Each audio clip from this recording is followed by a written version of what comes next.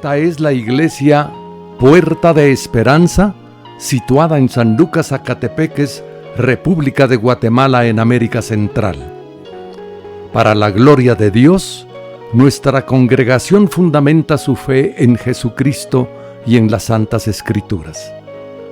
Agradecemos a Dios que hoy se pueda contar con Internet para cumplir con cabalidad el mandamiento de nuestro Señor Jesucristo, que es predicar el Evangelio en todas partes del mundo.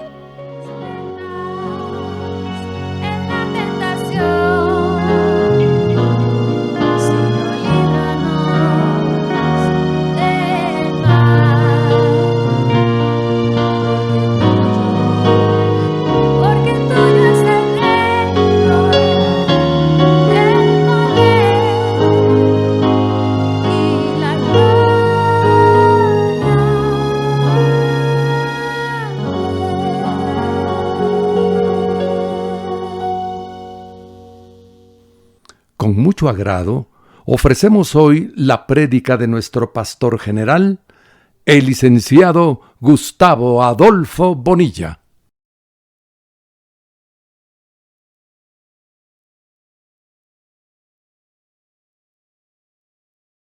Nos tocaba el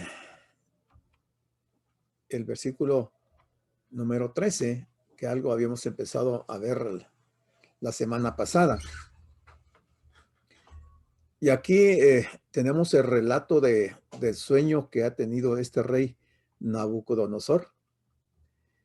Y él dice en este versículo 13, capítulo 4, versículo 13 de Daniel: vi en las visiones de mi cabeza, mientras estaba en mi cama, que aquí un vigilante y santo descendía del cielo. Yo les subrayo y les marco de una forma muy particular algunos, en este caso algunos verbos. Vi. O sea que el rey está viendo en las visiones. Dios le ha dado estas visiones a él y él las está viendo. A mí me llama mucho la atención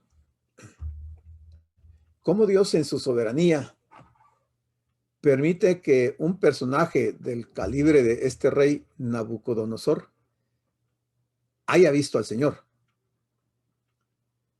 Cuando uno lee la Biblia, encuentra que muy pocos profetas vieron al Señor.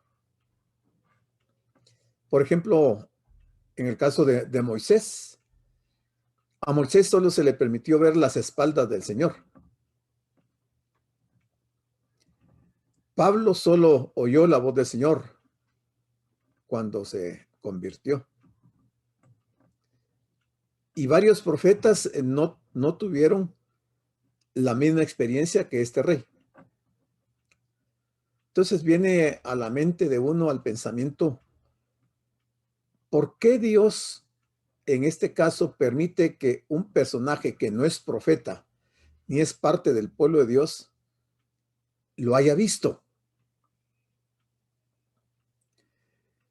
Y es que el ver tiene implicaciones importantes.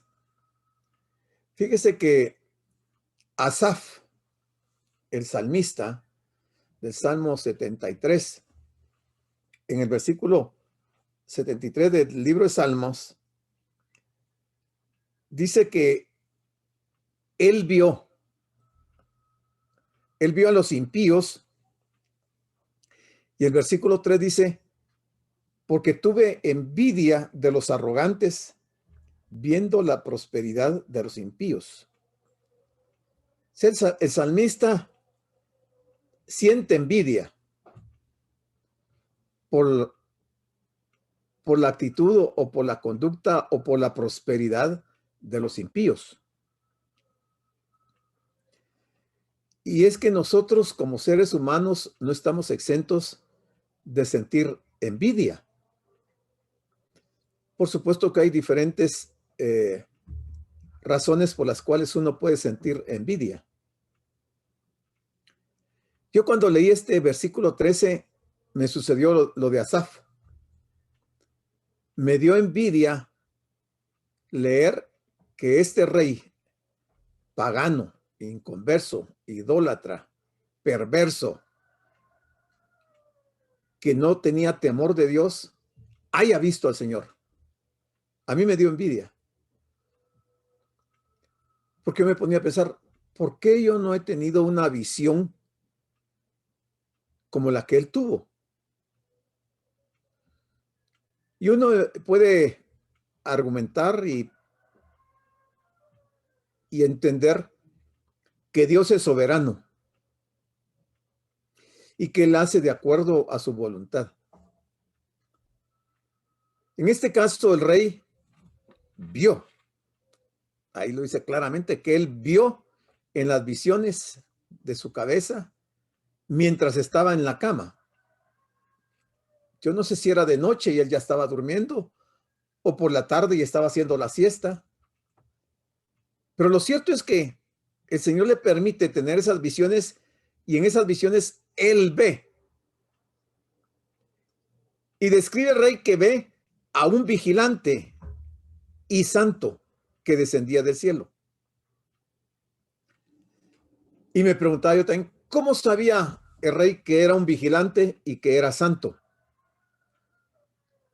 Porque hasta en este momento el Señor no le está diciendo que es él, pero él deduce que lo que está viendo es un vigilante. Si yo tengo un sueño y veo a un policía con su uniforme de policía, pues digo que en mi sueño vi un policía o vi a un miembro del ejército por su vestimenta. Yo puedo saber que es un miembro del ejército o que es un policía. Pero aquí el rey dice que vio un vigilante. ¿Qué imagen tendría él en su mente en esta visión para aclarar y decir que vio un vigilante? Porque si vio a una persona, ¿cómo le pone el título de vigilante? Quiere decir que él vio algo especial, que lo hace llegar a la conclusión de que es un vigilante. Pero además que es santo. Si yo veo, como decía, la imagen de un policía, no puedo decir que es un santo o de un miembro del ejército. Pero el rey sí dice que este vigilante es santo. O sea, él está teniendo una imagen en su mente de algo que realmente cuesta un poco entenderlo, pero que en las palabras de él y en la experiencia que está teniendo, él puede clasificarlo como un vigilante y santo. Y que descendía del cielo, pues ahí no hay problema en saber si está descendiendo del cielo, porque eso sí lo podemos nosotros entender fácilmente. Usted decía, qué privilegio para ese hombre haber visto a Dios. Porque si vamos al libro de Isaías, en el capítulo 6, versículo 1, nos dice Isaías que en el año en que murió el rey Usías, dice él, vi yo al Señor, claramente, vi yo al Señor. Pero yo no tengo mucho problema en entender que Isaías lo haya visto porque Isaías era un profeta. Pero sí me da problema en mi mente pensar que un hombre idólatra, perverso, haya visto a Dios. Eso me da problema a mí entenderlo. Isaías dice que ve al Señor sentado sobre un trono alto y sublime y que sus faldas llenaban el templo. O sea, la vestimenta que usaba Dios, o sea, sus ropas, él le dice sus faldas, llenaban el templo. O sea, quiere decir que las faldas cubrían todo el templo. Recordemos que en el tiempo de Isaías todavía existía el templo de Salomón. Ahora, estaba Isaías dentro del templo porque no dice que haya sido un sueño o haya sido una visión, como el caso del rey. Pero él ve al Señor sentado sobre su trono. Y además dice en el versículo 2 que por encima de él había serafines, muchos serafines, porque no dice un serafín, habían serafines, y cada uno tenía 6 alas, con 2 cubrían sus rostros, con 2 cubrían sus pies y con 2 volaban. Entiendo que Isaías haya tenido esa experiencia por la clase de persona que era y porque era un siervo de Dios. Pero Nabucodonosor, que haya visto a Dios, sí me deja a mí en mucho que pensar. Y lo ve como un vigilante, o sea, está haciendo alguna función que él lo identifica que es un vigilante. Cuando él dice santo, es probable que se refiera a Jehová. Imagine el privilegio de este personaje de haber visto a Dios el Padre.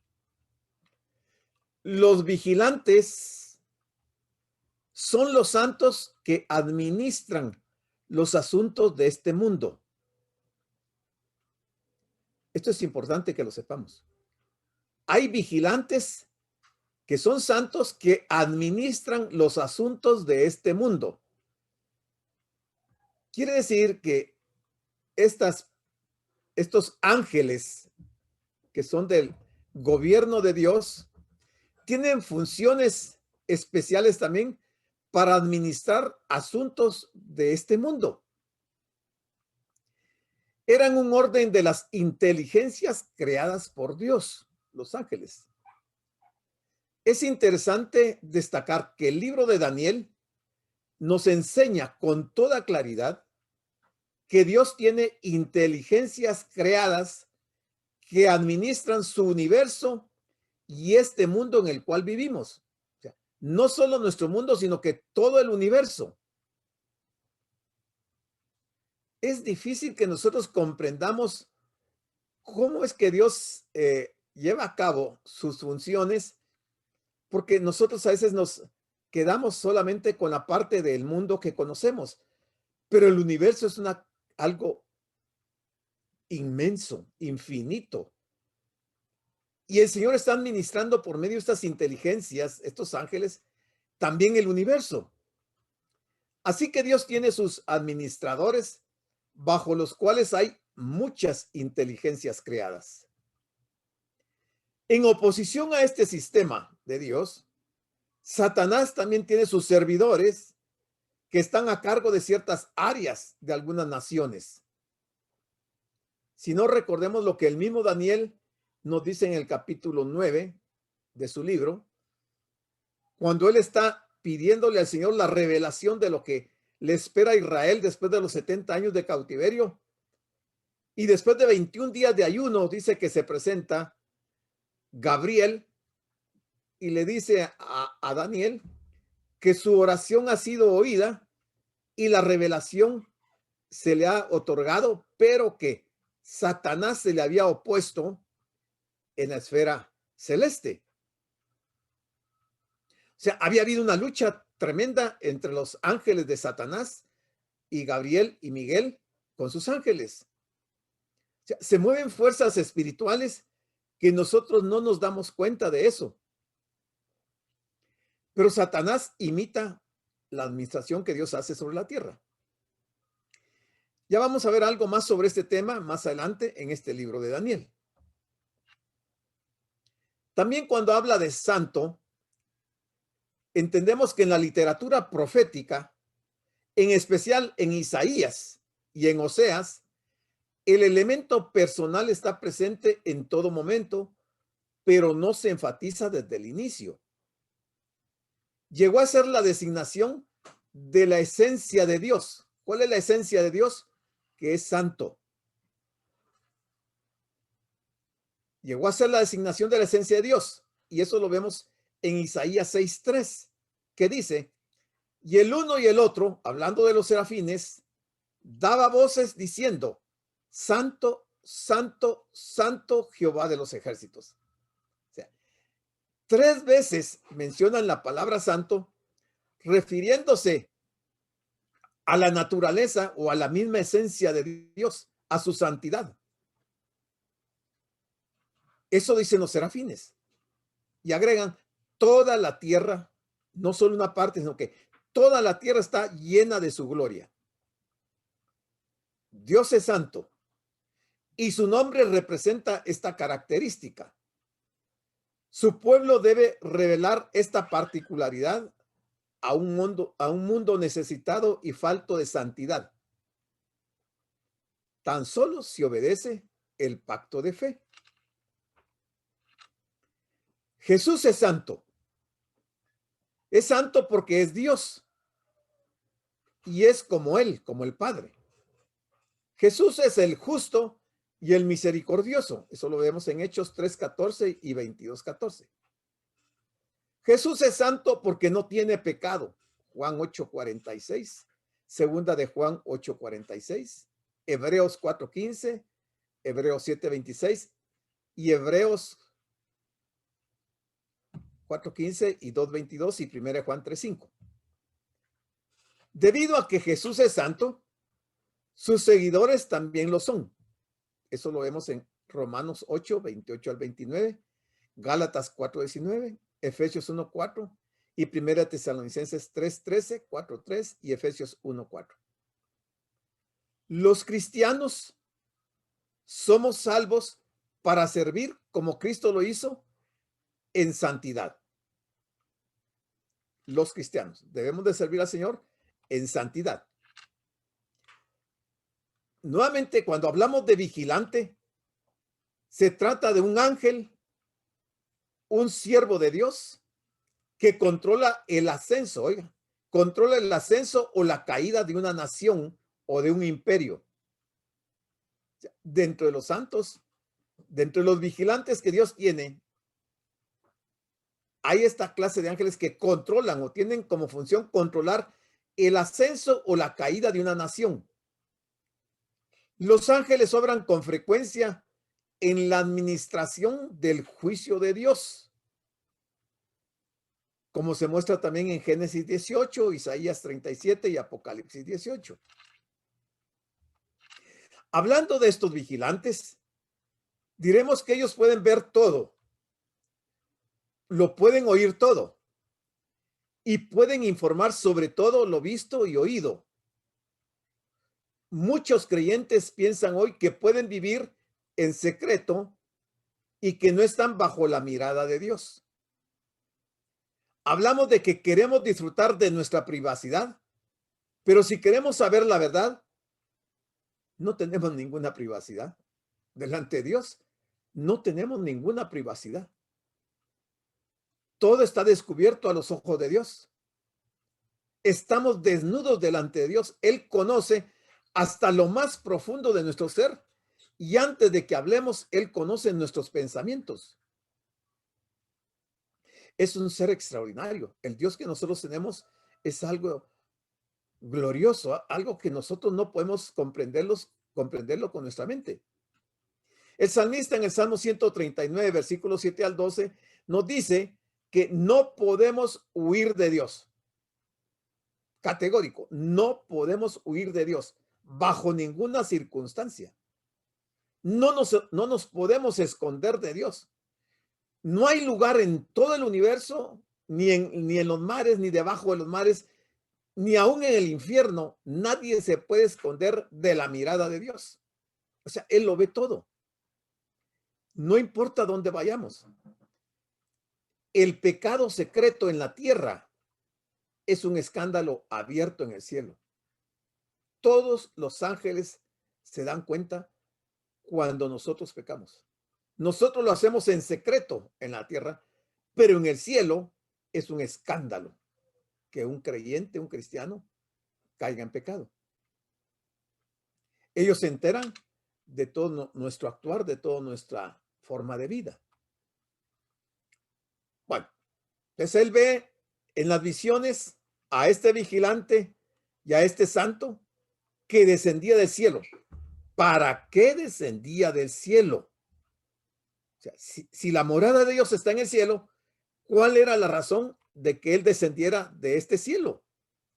Tiene que haber una razón muy poderosa. Y dice, y clamaba fuertemente y decía así.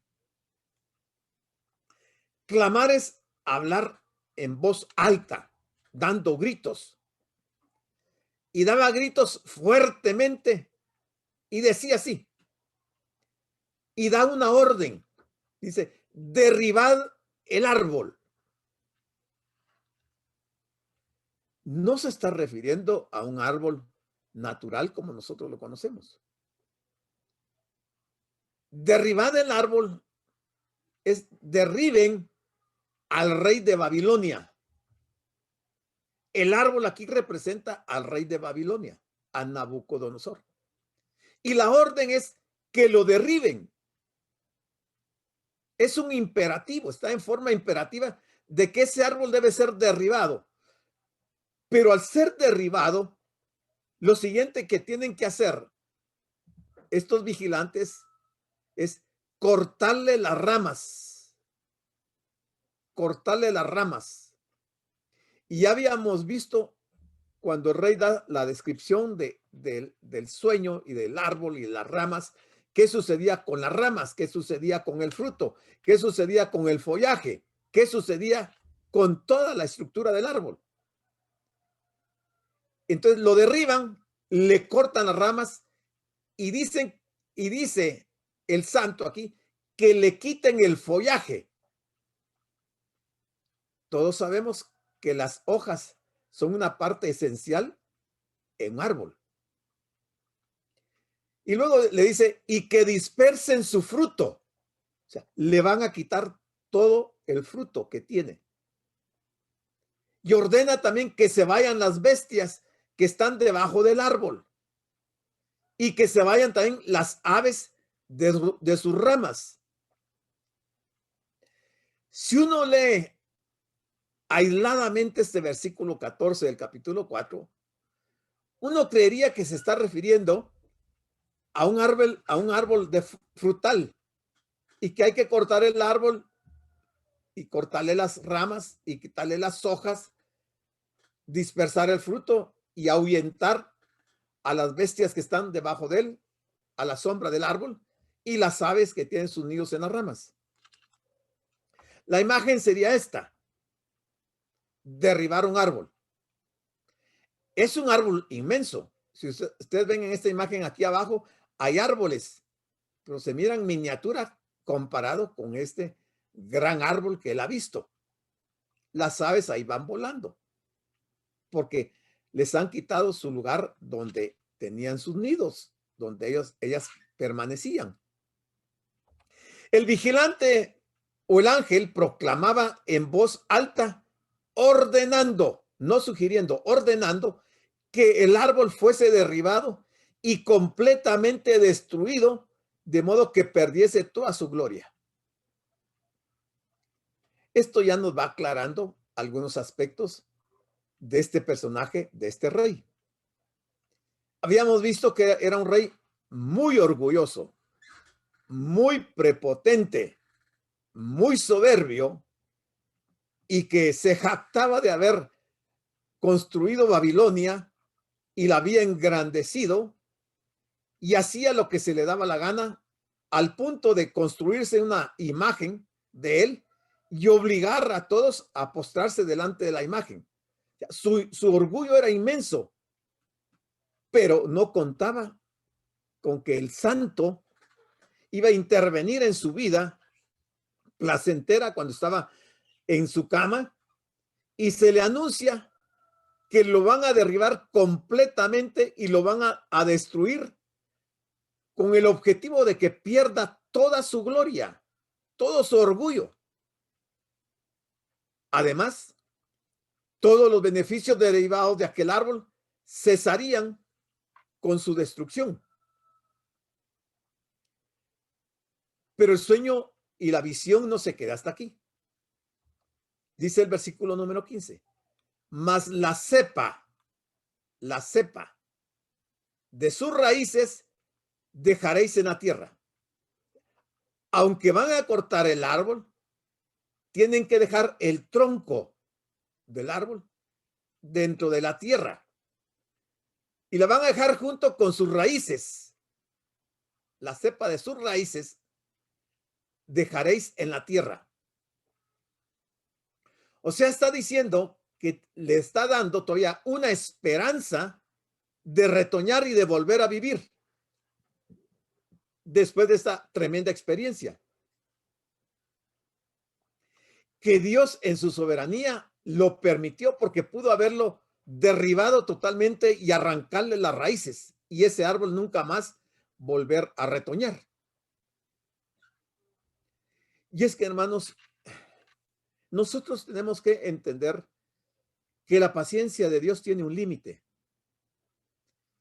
y que llega un momento en que nosotros rebalsamos la paciencia de Dios y entonces va a enviar a uno de estos vigilantes a anunciar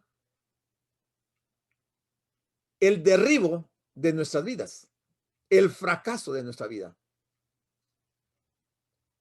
Por muy alta que sea la posición que se tenga, como en este caso rey, era el rey de un imperio, del primer imperio mundial, no importaba que fuera el primer rey, el Señor había determinado que lo iba a derribar y lo iba a dejar tirado sobre la tierra, sin ramas, sin hojas, sin frutos, sin follaje, sin nada, inservible.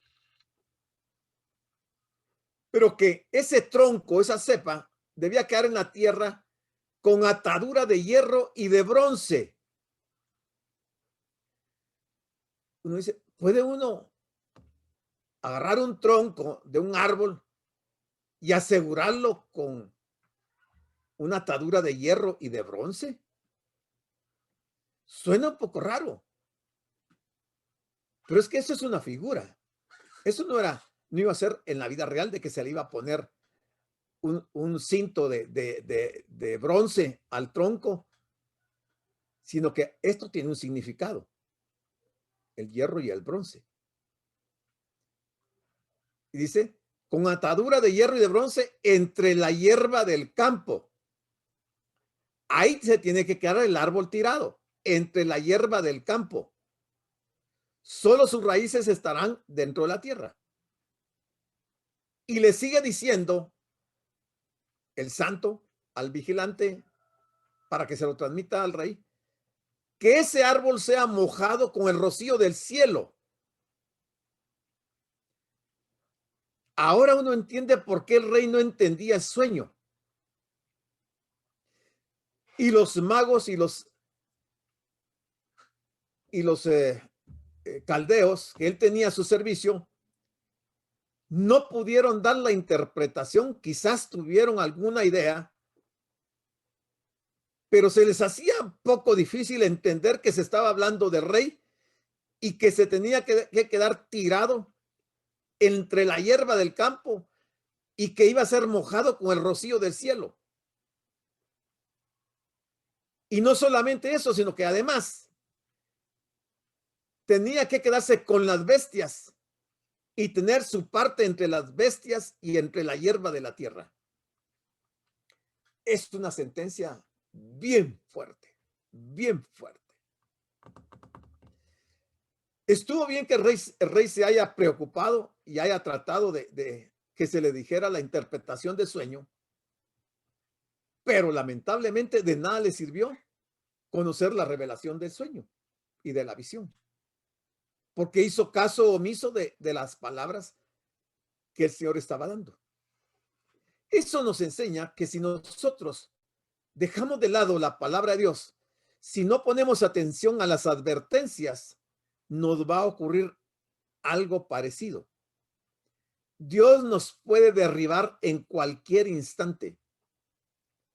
No importa la posición económica, social, religiosa o política que tengamos, Dios nos puede derribar en un instante y humillarnos al punto de quedarnos como animales irracionales.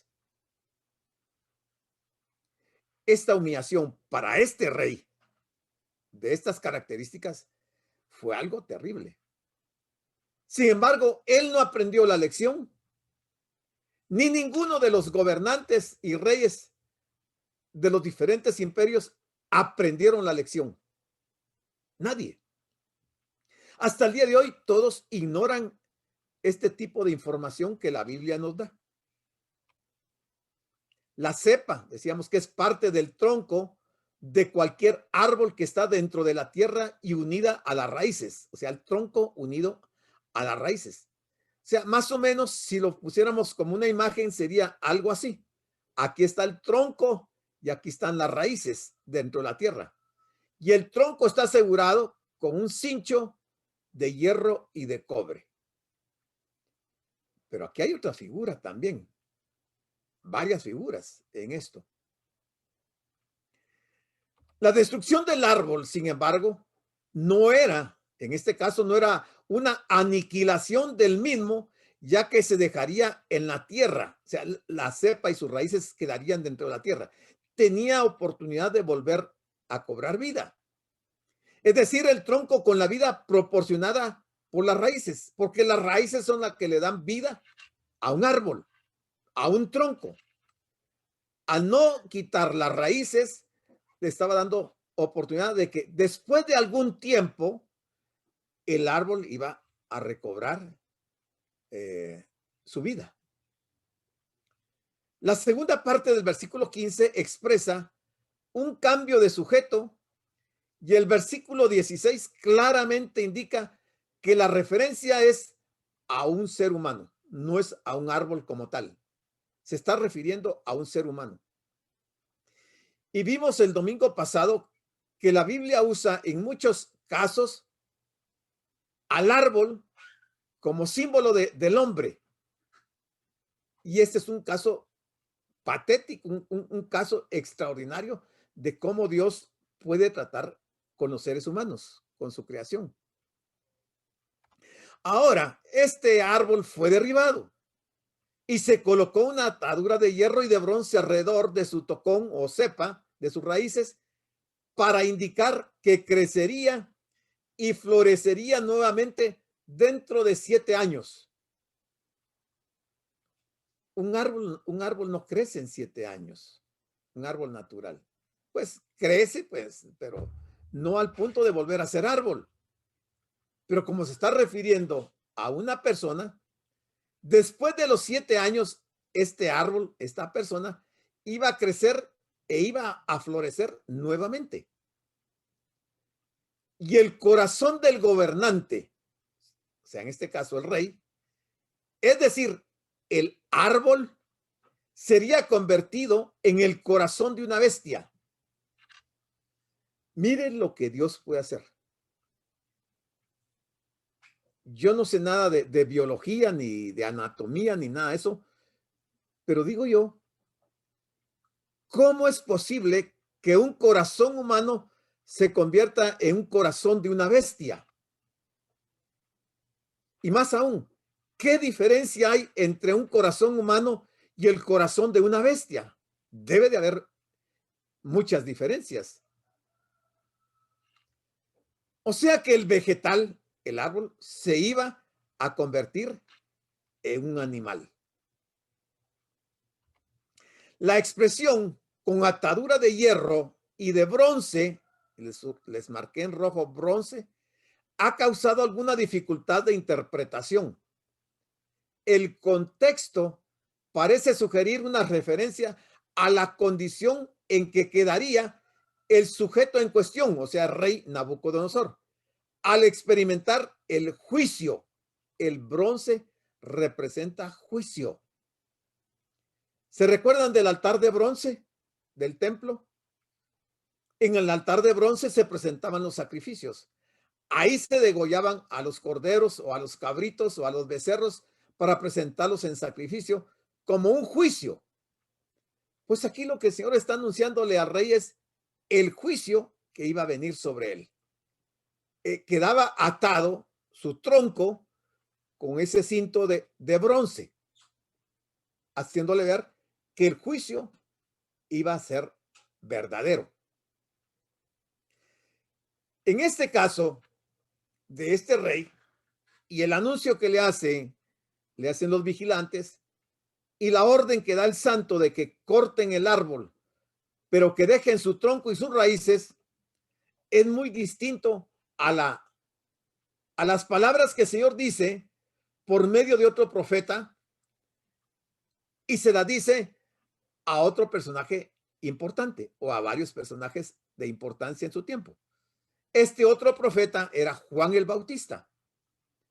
En Mateo 3:10, Juan el Bautista dice, y ya también el hacha está puesta a la raíz de los árboles, no al tronco, sino a la raíz. Quiere decir que estos árboles sí iban a morir, no iban a florecer de nuevo.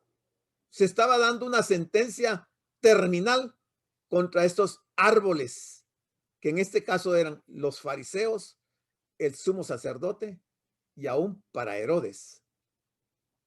Por tanto, todo árbol que no da buen fruto es cortado y echado en el fuego, dijo Juan el Bautista cuando empezaba su ministerio.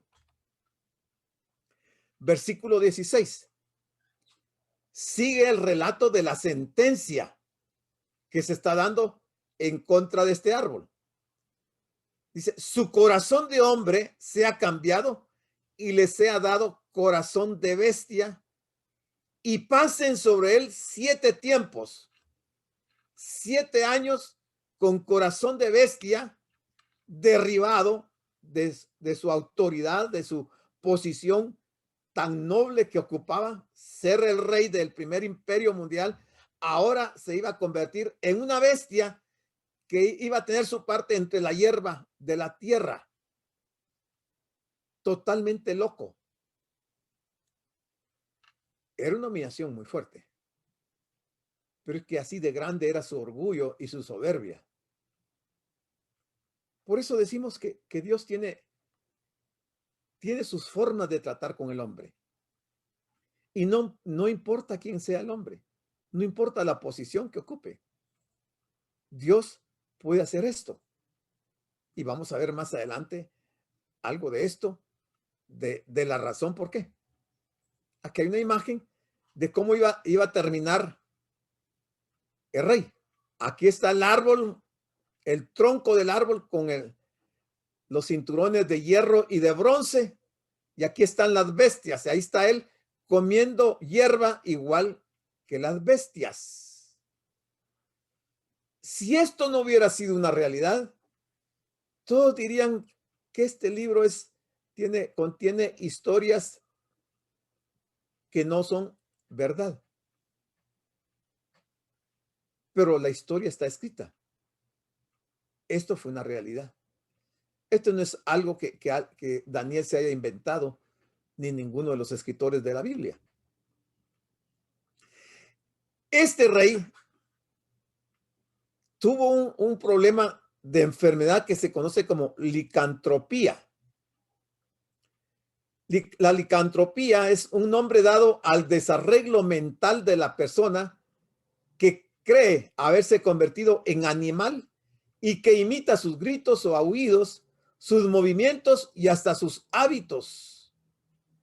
El licántropo se imagina a veces que es un lobo, que es un perro o es un gato, y a veces hasta puede creerse un toro, como el caso de Nabucodonosor. O sea, afectó su mente, Dios afectó la mente de este rey con este tipo de enfermedad que se conoce como licantropía.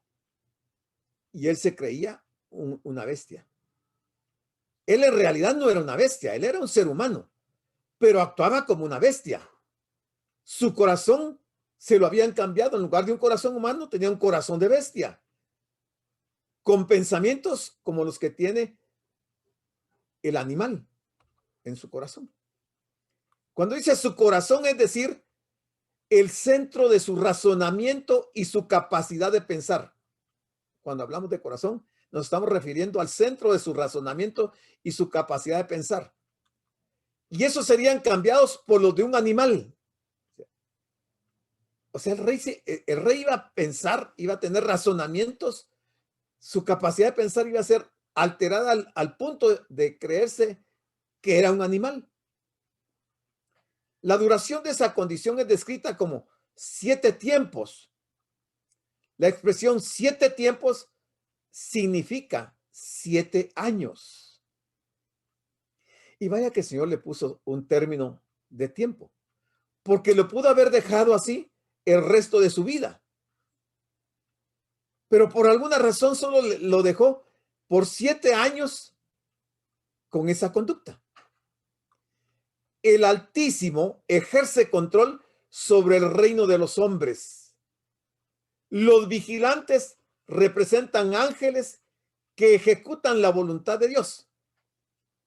Pero el decreto y la resolución no se originan en ellos, en los vigilantes, sino que se origina en el Dios Altísimo. Los vigilantes por sí mismos no tienen esa facultad de decretar o de decidir, de tomar decisiones en ese sentido, sino que solamente obedecen los decretos del Dios Altísimo. Bueno, versículo 17. Veamos qué nos dice Daniel en relación a este pasaje tan interesante. Aquí continúa el sueño, la visión. Dice, la sentencia es por decreto de los vigilantes. Hay un decreto, hay una sentencia, hay un decreto. Y por dicho de los santos, la resolución. Sentencia, decreto y resolución. Los hermanos que son abogados que están viendo entienden perfectamente qué es una sentencia, qué es un decreto y qué es una resolución. Pero dice que esa sentencia es por decreto de los vigilantes y por dicho de los santos, la resolución. Aquí cabe una pregunta, porque el versículo no termina ahí. Aquí cabe una pregunta y yo se las formulo. A mí me gusta ir analizando la palabra de modo que separo, en este caso hay una coma o hay un punto y aparte un punto seguido para ver lo que continúa. Entonces yo inserto aquí una pregunta que a mí me pareció interesante. ¿Para qué se da la sentencia, el decreto y la resolución de los santos? Porque si se está dando una sentencia por medio de un decreto y se da una resolución, tiene que haber una razón fundamental. Cuando nuestros gobiernos decretan, sacan una ley y decretan ciertas leyes, es porque hay una razón especial por la cual sale esa ley y ese decreto. Pues Dios obra de esa misma manera. Cuando Él da una sentencia por medio de un decreto y se da la resolución de los santos, en este caso muy particular, pero que tiene aplicación a nivel mundial, esta sentencia, ahí mismo lo dice el versículo, es para que conozcan los vivientes. La sentencia es por decreto de los vigilantes y por dicho de los santos la resolución. ¿Para qué? Para que conozcan los vivientes. ¿Qué deben de conocer los vivientes? Que el Altísimo gobierna el reino de los hombres. No es que Putin es el que manda, que Trump o Biden o los presidentes o Yamatei o cualquier personaje de la vida real en los diferentes países son los que deciden. Es esta sentencia para que conozcan los vivientes que el Altísimo gobierna el reino de los hombres. Quiere decir que todas las autoridades, como dice Pablo, son puestas por Dios y el hombre no se da cuenta. ¿Y qué más? Y que a quien él quiere lo da. ¿Da qué? El reino, el gobierno. El Altísimo es quien decide a quién le da esa autoridad. Y además es él quien constituye sobre él, o sea, el reino, el imperio, el mundo, constituye al más bajo de los hombres. Yo le recomendaría que usted se metiera a internet y viera la biografía de Nabucodonosor. No escogió Dios a Nabucodonosor porque hubiera sido un hombre de mucha importancia. Era de los más bajos. Y él lo puso ahí. ¿Se recuerda quién era David antes de ser el rey de Israel? Era un pastor. Alguien que nadie pensaba que él pudiera ser rey. Pero aquí dice que el Altísimo es quien constituye al más bajo de los hombres en posiciones sumamente importantes. Usted y yo no dependemos del gerente o del presidente de la institución donde trabajemos, o del socio, o del dueño. Nosotros dependemos del Altísimo. Él puede hacer que el gerente el día de hoy, mañana sea el empleado suyo. Para Dios no es imposible eso. Hemos visto tantos casos y por eso dice que uno debe considerar que el mundo da vueltas.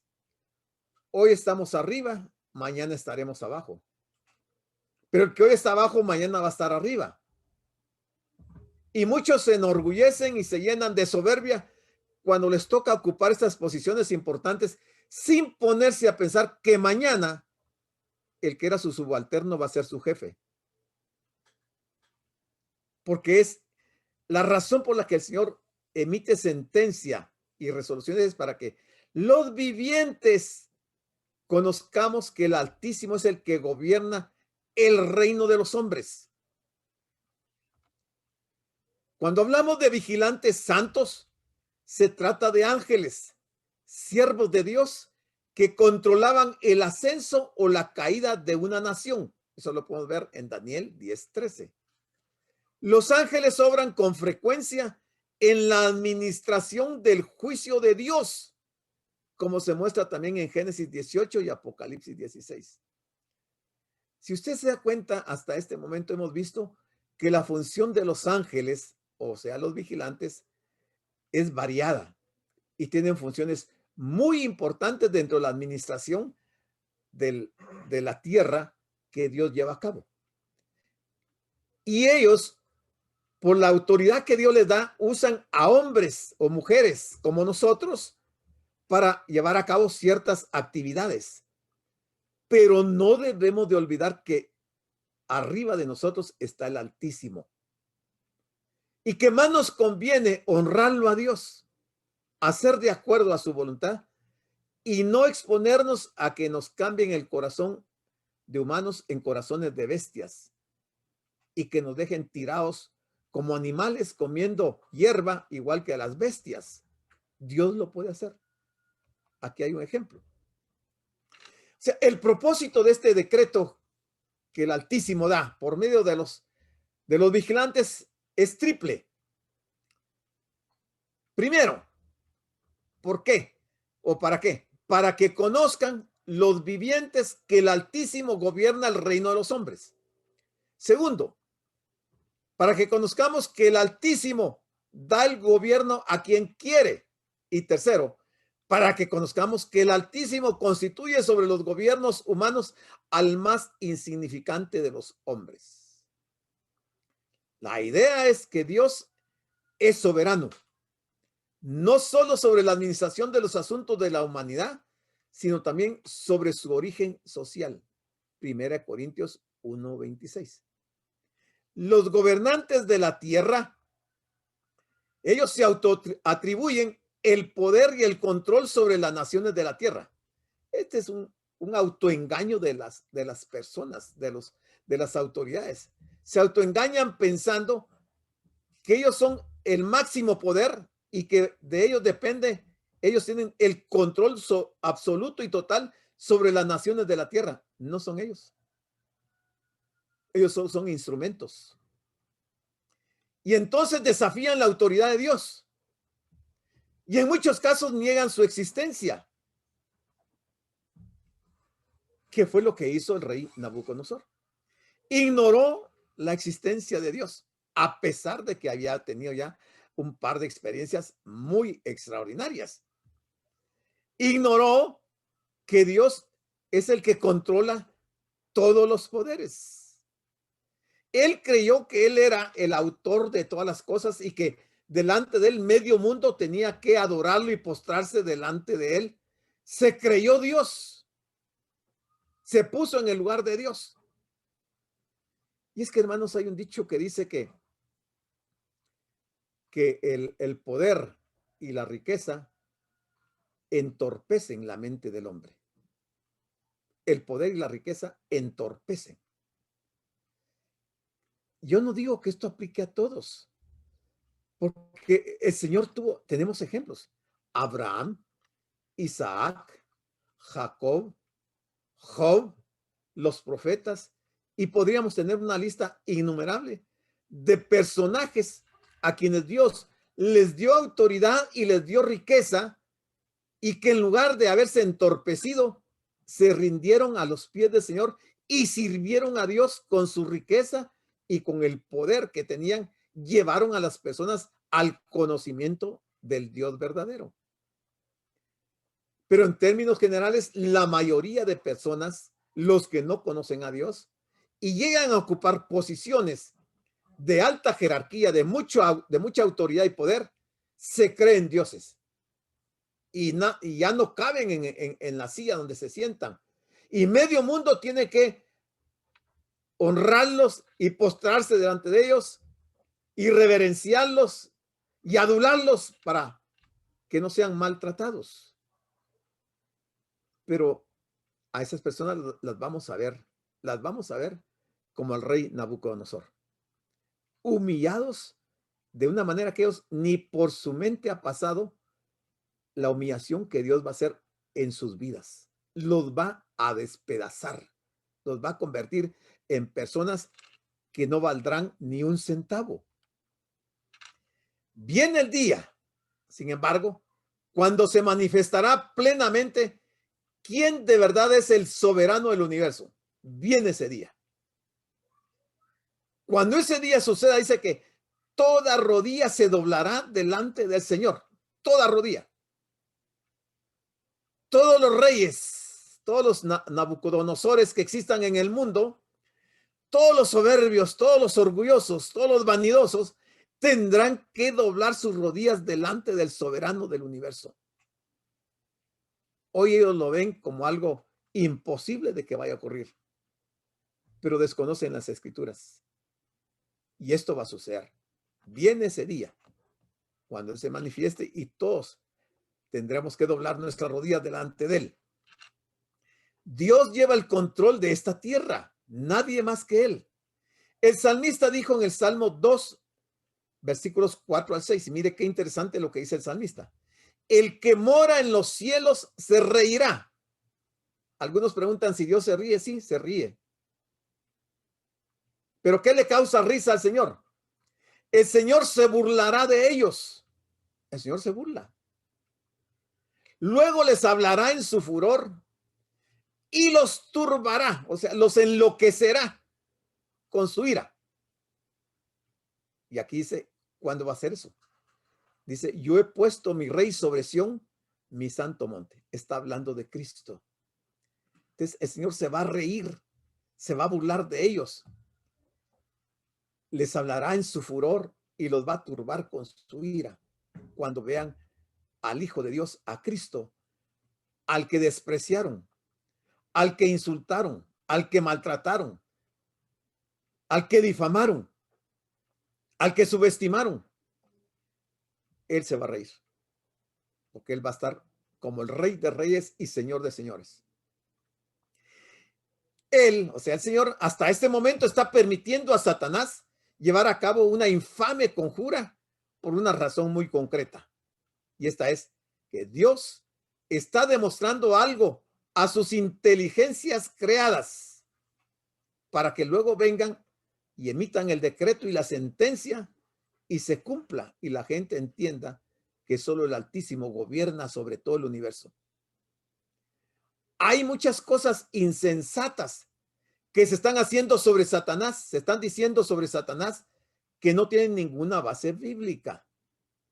las naciones se levantan y caen para enseñarles a los hombres que Dios gobierna y domina los reinos de este mundo.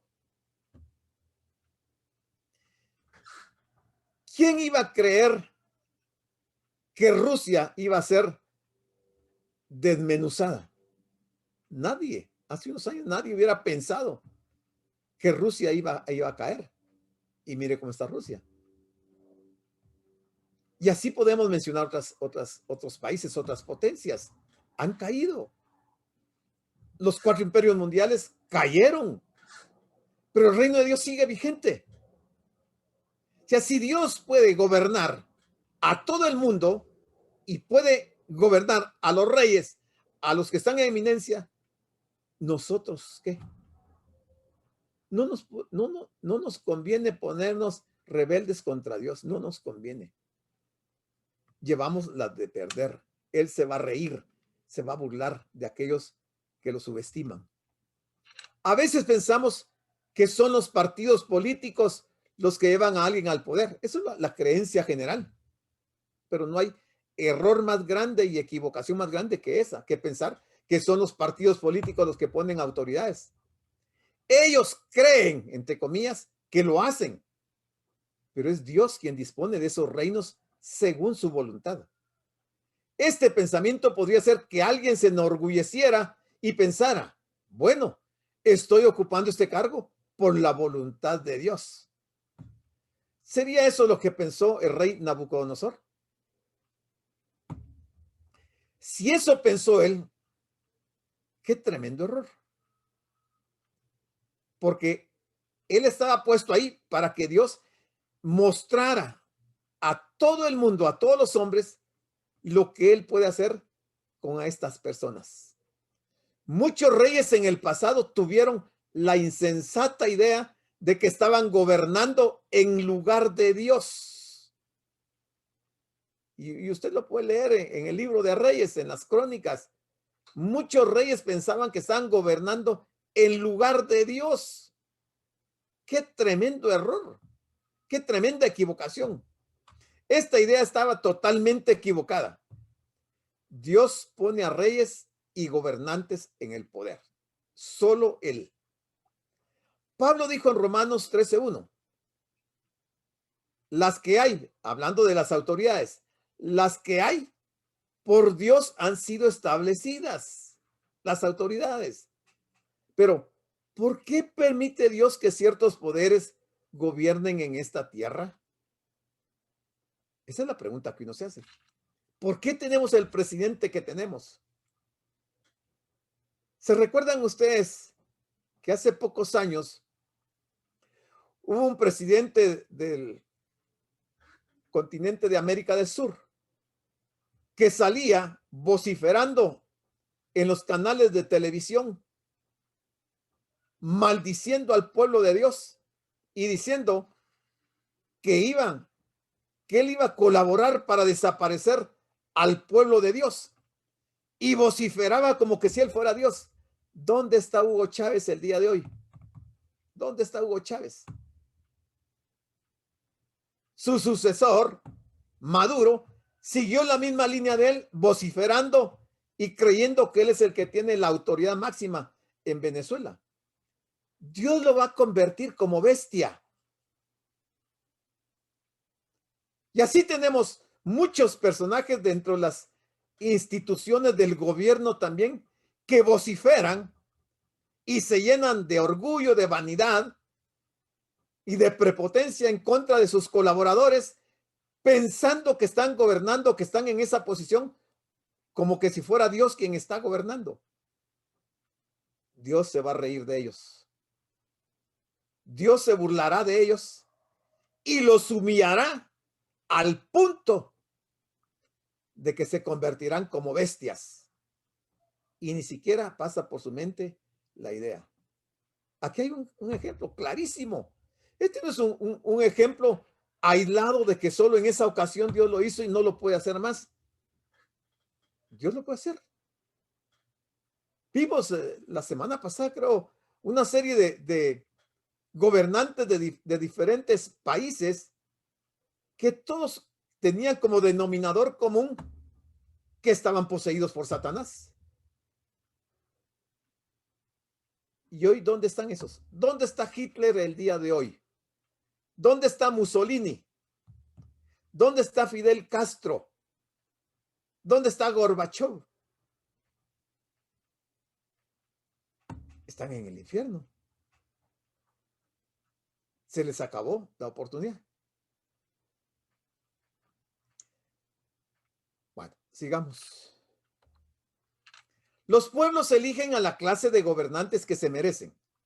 Los pueblos. Por falta de sabiduría, por falta de temor de Dios, por no consultar con Dios, se eligen a gobernantes que se merecen. Así que Dios permite que ellos lleguen al poder. Este es un versículo que podría resultar ofensivo para algunos. En nuestro pasaje, la cabeza de oro de la imagen del sueño, o sea, el rey Nabucodonosor, era un enfermo mental, con licantropía. Sin embargo, él era el gobernante brillante que formó el primer imperio mundial. Él tuvo momentos en los que sufrió de enajenación mental y ni siquiera sabía quién era. Solo sabía que era una bestia que comía hierba. 7 años tirados, recibiendo rocío de la noche, comiendo hierba como animal. 7 años, hermano. Eso es una eternidad. 18. Entonces aquí dice el rey, yo, se identifica, yo, el rey Nabucodonosor, he visto este sueño. Se lo está relatando a Daniel. Tú pues, Belsasar, dice que es Daniel, tú pues, Belsasar, dirás la interpretación de él. ¿Por qué Daniel tiene que dar la interpretación? Bueno, porque todos los sabios de mi reino no han podido mostrarme su interpretación. Obviamente, si los sueños y las interpretaciones solo dependen de Dios y a quien Él quiere se lo revela. Y aquí Él está confesando que todo su cuerpo de consejeros, de sabios que Él tenía ahí, sus magos, ninguno le pudo dar la interpretación, pero sabía que Daniel lo podía hacer. ¿Y por qué? Dice él cree que es Belsasar. Porque mora en ti, le dice a Daniel, el espíritu de los dioses santos. La creencia de él, ¿verdad? Su religión, su forma de, como había sido educado, él cree que hay muchos dioses, dioses con D minúscula, santos, y que ellos son los que pueden hacer en el hombre y darle las revelaciones que solo corresponde al Altísimo. El rey había olvidado lo mencionado por Daniel en el capítulo 2. Si leemos Daniel 2:27, dice, Daniel respondió delante del rey diciendo, el misterio que el rey demanda, ni sabios, ni astrólogos, ni magos, ni adivinos lo pueden revelar al rey. Categórico, se lo había dicho Daniel. Daniel le había dicho de dónde provenía la interpretación y se lo dice en el 28. Pero hay un Dios, no dioses, muchos dioses. Hay un solo Dios en los cielos, el cual revela los misterios. Y él ha hecho saber al rey Nabucodonosor lo que ha de acontecer en los postreros días. Se le había olvidado a Nabucodonosor. Unos años después ya se le había olvidado esta experiencia. Y ahora seguía él pensando en los dioses santos que ellos revelaban al hombre. Y Daniel había sido categórico en el capítulo 2 diciéndole quién era que daba la revelación. Es el mismo Nabucodonosor quien estimula a Daniel y lo ayuda a recuperarse de su asombro. Seguidamente el profeta expresa su deseo de que el contenido de aquel sueño se vea cumplido no en el rey, sino en sus enemigos. Porque Daniel dimensiona inmediatamente que recibe la revelación, él dimensiona lo grave que le espera al rey, lo terrible que viene para su vida. Y por eso él le hace ver eso de que ojalá la interpretación de ese sueño fuera para los enemigos del rey. Pero por mucho buen deseo que tuviera David de que fuera para los enemigos del rey, ya el Altísimo, ya Dios había determinado que eso era para él, para Nabucodonosor. Así es que él lo va a tener que relatar y decirlo, aunque tenga un poquito de temor o quizás por reverencia o por respeto al rey no se lo dice. Entonces el versículo 19 dice, entonces Daniel, cuyo nombre era Belsasar, el nombre babilónico, quedó atónito. Cuando él recibe la revelación, quedó atónito. Ya vamos a ver qué quiere decir atónito. Casi una hora. O sea, por una hora quedó sin poder hablar. Quedó impactado, quedó impresionado ante lo que él recibe de revelación. Y sus pensamientos lo turbaban a Daniel. El rey habló y dijo, Belsasar, no te turben ni el sueño ni su interpretación. O sea, el rey se da cuenta que Belsasar está choqueado. Y saber qué rostro le vio a Daniel, que le dijo a Daniel, no te turben ni el sueño ni su interpretación. Belsasar, o sea, Daniel respondió y dijo, Señor mío, el sueño sea para tus enemigos y su interpretación para los que mal te quieren. Llegamos a la hora, hermanos, vamos a terminar aquí. Nos quedamos, vamos a retomar el versículo 19 en nuestra próxima reunión para explicar esto, porque la revelación de sueño, el sueño y la revelación de sueño y su aplicación no solo para aquel momento, sino que para nuestros días, el día de hoy, son muy importantes como para no verlo detenidamente. Así es que yo les voy a dejar el tiempo para que si ustedes quieren hacer alguna pregunta, algún comentario o expresar algo, que usen su micrófono y lo oímos. Les dejo el tiempo. Damos las gracias por su atención a la prédica del pastor general, licenciado Gustavo Adolfo Bonilla, e invitamos a la prédica del próximo domingo a esta misma hora.